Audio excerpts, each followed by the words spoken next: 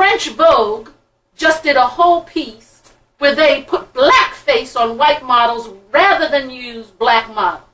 We are not in a time that we can allow people to denigrate, let alone not our own people, because when our own people make fun of us, that entitles the rest of the world to make fun of us. I get disgusted over the conversation about good and bad hair, dark and light skin.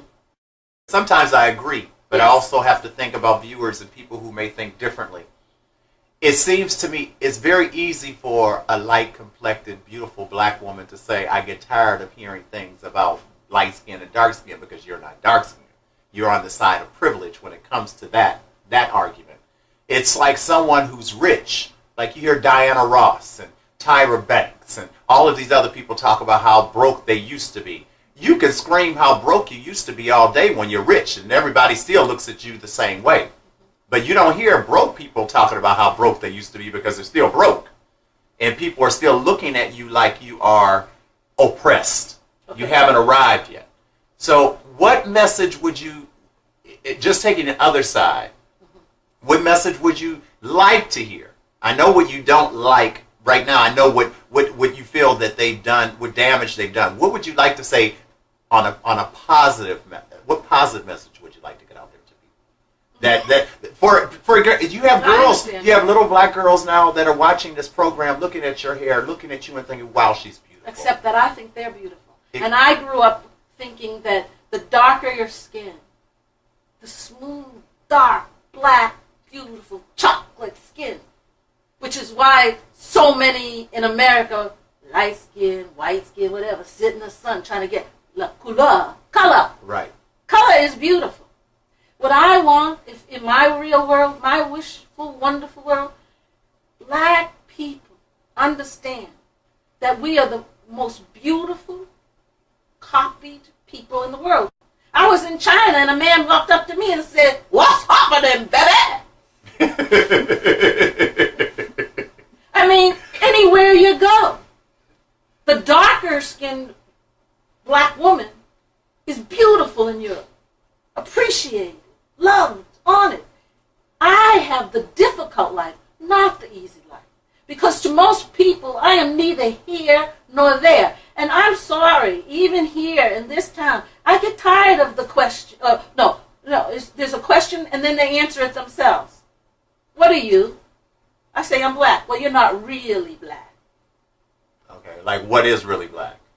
I wear my hair natural and as kinky as I can possibly have it because happy and nappy means something to me and always have. And I wear mine natural too. I know you do. Well, I had an aunt who used to... I see a couple of kinks up there myself. As women, there's a mystique that I think we all should be able to maintain. And I think it's how we decide to become who we are. That's my secret. That's me. We can sit here and talk all night long, but I have to remember that this is On the Town with Lorenzo also, not just Here with Gail. No, this is true.